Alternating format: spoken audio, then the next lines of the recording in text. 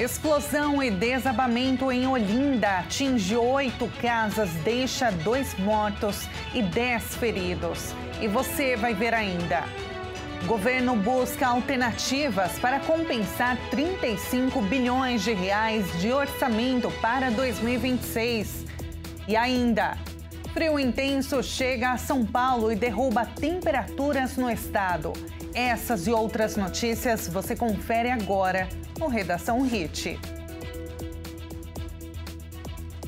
Olá, muito bom dia para você. Agora 11 horas e 30 minutos pelo horário de Brasília. Um ótimo começo de semana. Para você que, é claro, decidiu ficar bem informado na primeira edição do Redação Hit, vamos agora aos destaques deste dia 20 de outubro.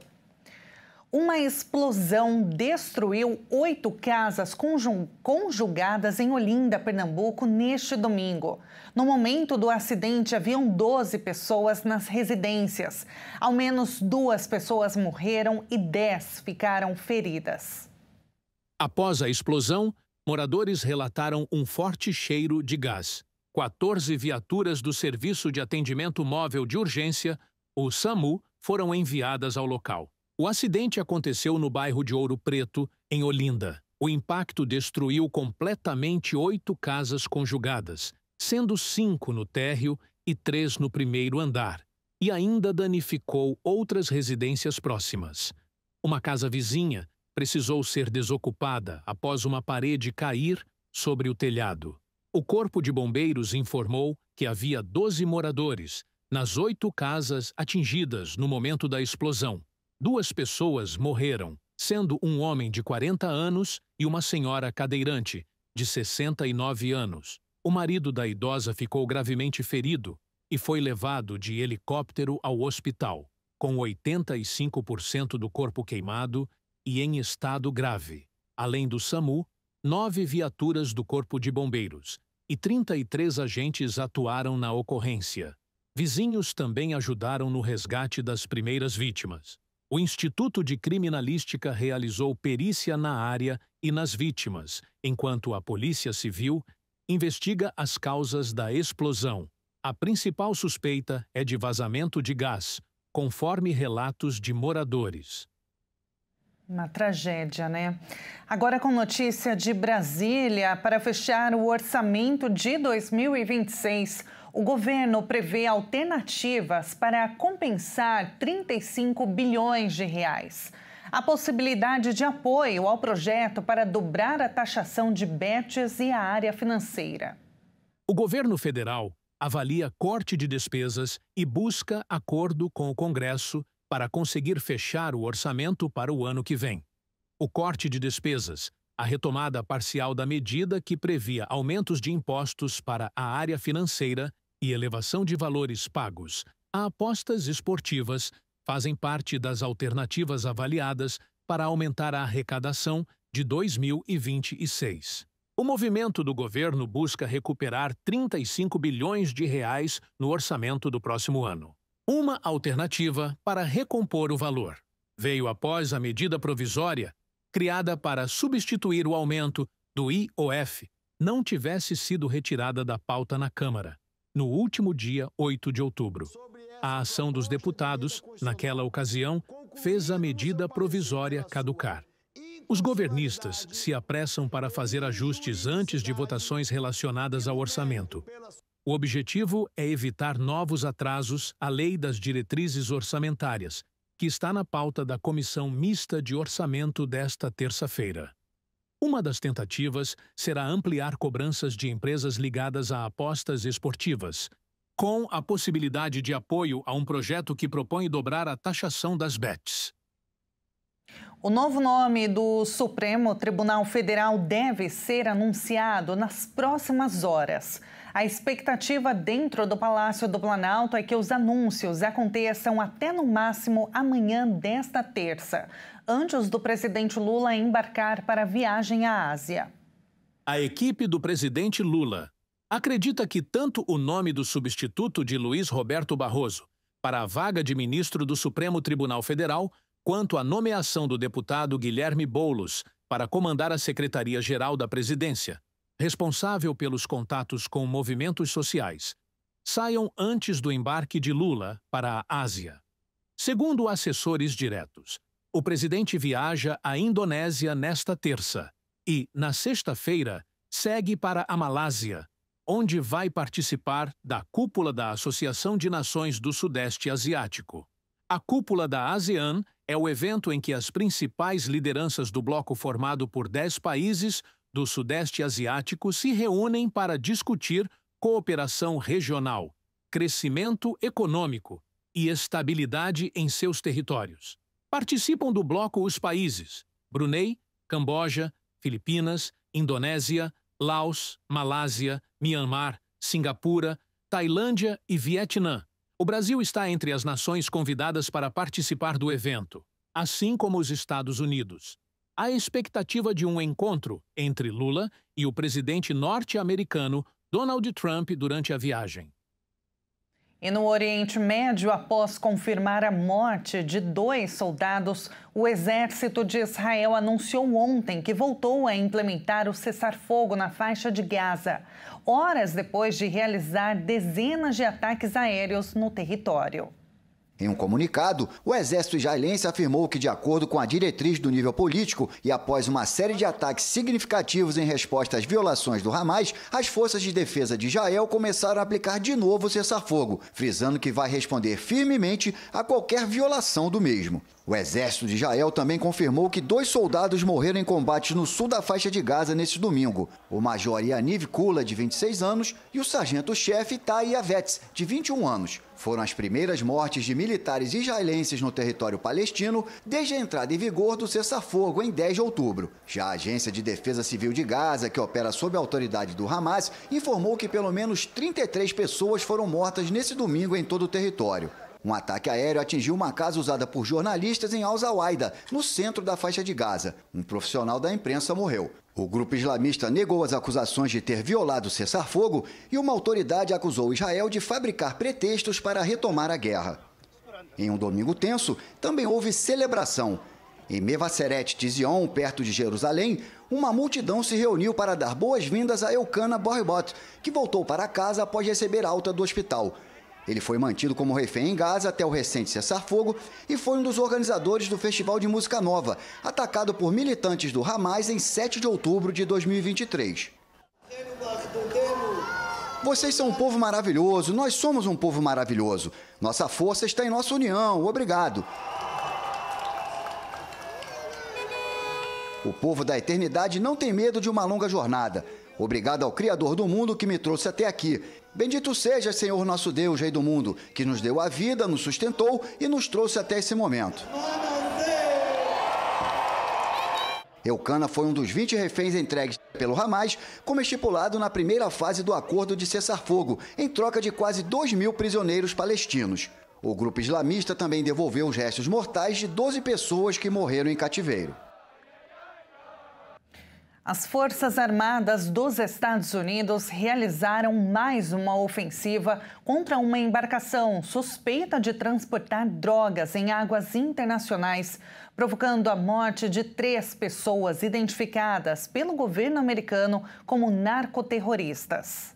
Em uma postagem na rede social X, Hegseth explicou que o ataque teve como alvo uma embarcação vinculada à guerrilha colombiana ELN, que navegava por uma rota conhecida de narcotráfico e transportava quantidades substanciais de narcóticos. Ele não especificou o local do ataque, mas indicou que a embarcação operava em uma área supervisionada pelo Comando Sul, que conduz as operações militares dos Estados Unidos na América Latina. Este é o ataque americano mais recente desde que Washington enviou, em agosto, navios de guerra para águas internacionais do Caribe com o argumento de conter o tráfico de drogas para os Estados Unidos. Com o anúncio deste domingo incluído, 7 ataques foram relatados. Pelo menos 30 supostos traficantes foram mortos.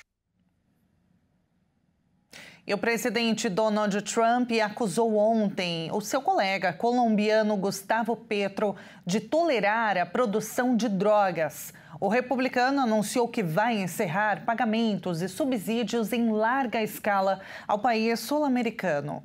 Trump também escreveu: é melhor Petro, um líder de baixa reputação e muito impopular, com uma atitude insolente em relação aos Estados Unidos, fechar esses campos de extermínio imediatamente, ou os Estados Unidos os fecharão para ele e isso não será bom. Na publicação, Trump escreveu o nome do país incorretamente 4 vezes, como Colômbia. O presidente colombiano respondeu rapidamente e escreveu em uma mensagem na rede X que Trump está sendo enganado por seus camaradas e assessores e que recomenda que ele olhe atentamente para a Colômbia e determine de que lado estão os narcotraficantes e de que lado estão os democratas. Após décadas de estreita aliança entre os Estados Unidos e a Colômbia na chamada Guerra às Drogas, no mês passado, Washington retirou da Colômbia o status de país aliado na luta contra o narcotráfico, certificação pela qual recebeu centenas de milhões de dólares dos Estados Unidos. A Colômbia respondeu suspendendo a compra de armas dos Estados Unidos, seu maior parceiro militar. Washington também revogou o visto americano de Petro no mês passado, após ele discursar em uma manifestação pró-Palestina em Nova York, à margem da Assembleia Geral da ONU. Petro também criticou duramente o destacamento naval dos Estados Unidos na costa da Venezuela e os ataques americanos no Caribe contra barcos, que Washington alega estarem transportando drogas para os Estados Unidos. E veja a seguir, frio intenso chega a São Paulo e derruba temperaturas em todo o estado nesta semana. E agora vamos ver o tempo no litoral paulista. Guarujá, 21 graus neste momento. O Redação Hit volta já.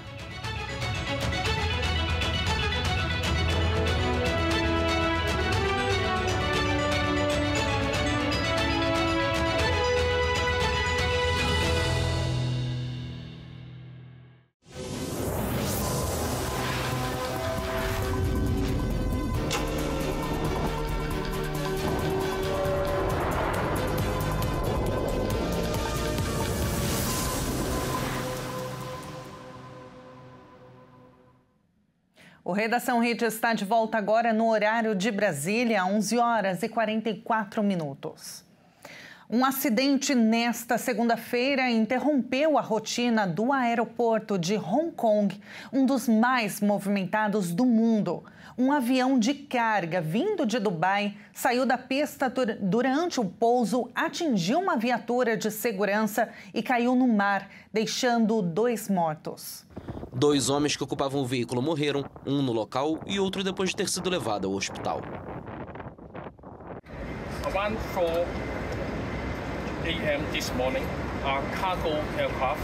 Por volta das 4 da manhã de hoje, uma aeronave de carga, voo UAE 9788, partindo de Dubai com destino a Hong Kong, saiu da pista norte ao aterrissar e atravessou a cerca, caindo no mar. Infelizmente, uma viatura de patrulha de segurança do aeroporto estava no local naquele momento. A aeronave colidiu com a viatura e a empurrou para o mar.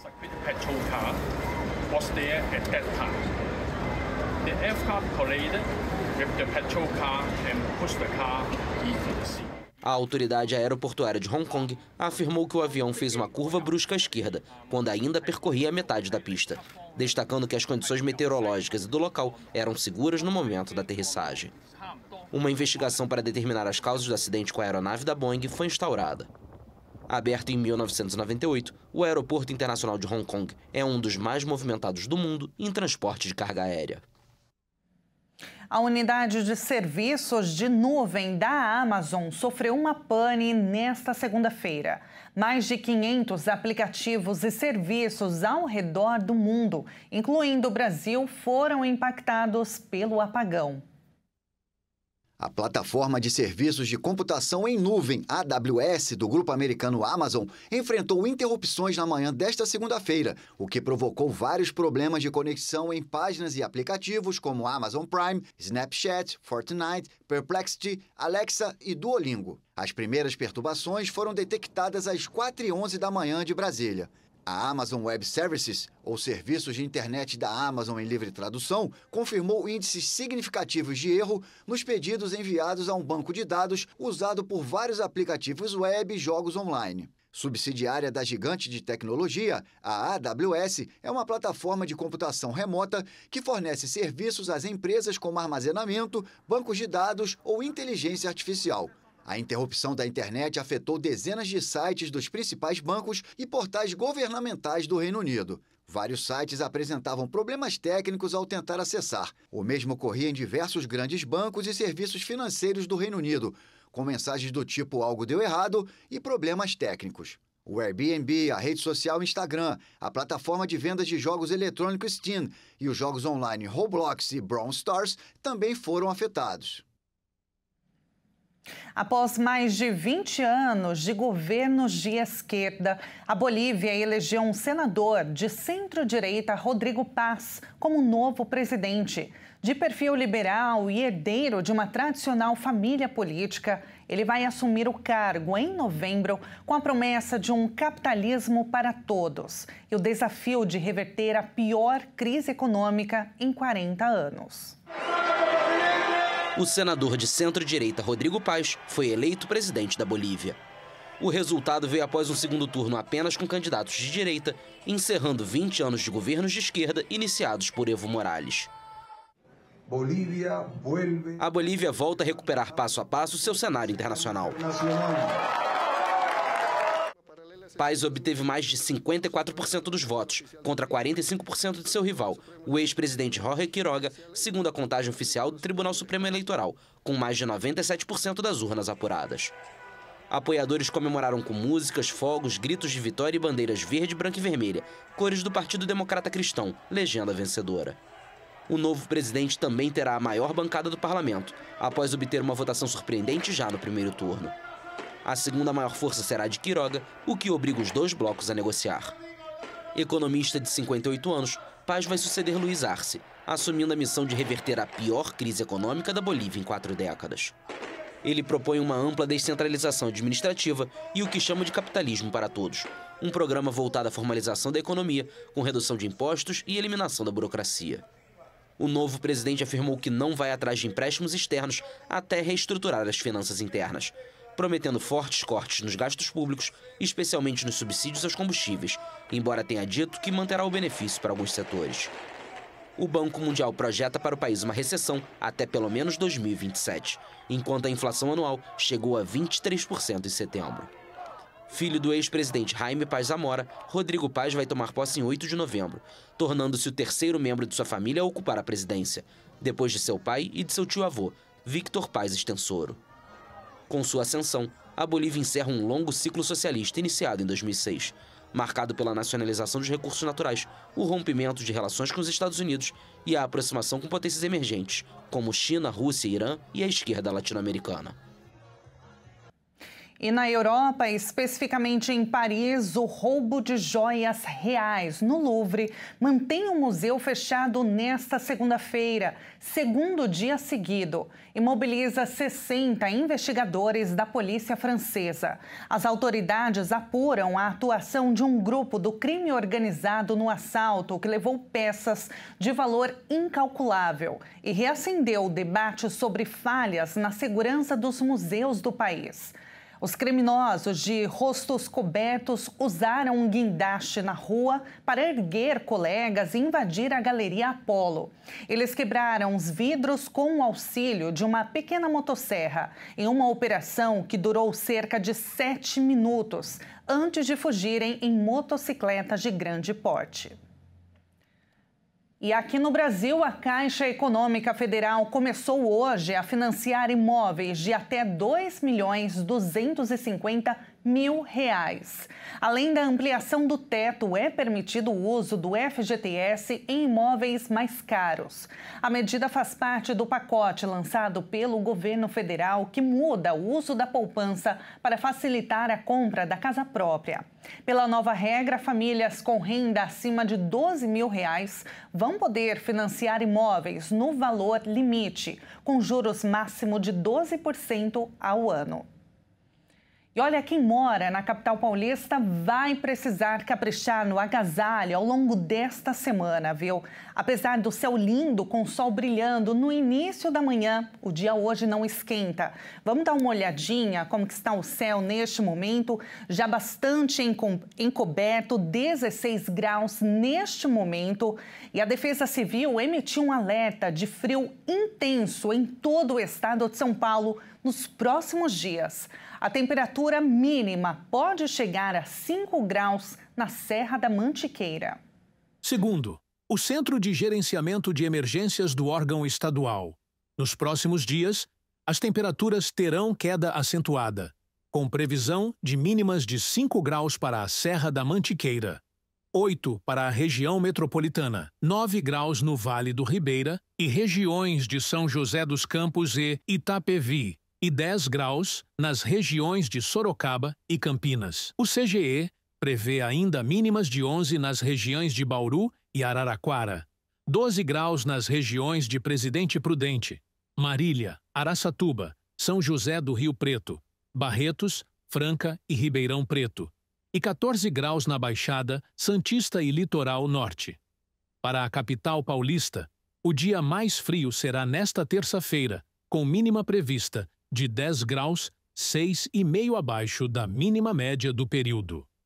A máxima não deve passar de 19. Com a temperatura abaixo da média, o governo paulista ativou o abrigo solidário na estação Pedro II, da linha 3 vermelha do metrô, na noite deste domingo. A medida visa oferecer acolhimento emergencial à população em situação de rua durante os dias mais frios. A ação deve acontecer até a quarta-feira, e durante todos os dias de funcionamento, o abrigo disponibilizará alimentação, colchões, cobertores e acolhimento a pessoas em situação de rua. E agora, no Redação Hit, nós vamos conhecer Igaratá, a cidade das águas, também no estado de São Paulo. Igaratá pertence ao circuito turístico Rios do Vale e, por estar às margens da represa, oferece inúmeras opções de passeios por trilhas a pé ou de mountain bike. Uma das mais conhecidas é a trilha do Morro Azul. O destaque fica com a Prainha, uma área de lazer com acesso à represa do Jaguari de Igaratá, que fica a 500 metros do centro da cidade. Um ponto querido e muito utilizado por moradores e turistas. E não é para menos. A represa possui mais de 200 quilômetros quadrados de extensão e é própria para pesca submarina, passeios de barco, esportes náuticos, banhos e pesca. E para encerrar, a gente abre a nossa câmera ao vivo, direto de Igaratá. Neste momento, termômetros marcando 1 grau somente acima da capital paulista, 17 graus neste momento. Nós encerramos a edição desta segunda-feira. Muito obrigada pela sua companhia. Um excelente começo de semana para você. Se agasalhe. Até amanhã, às 11h30 em ponto.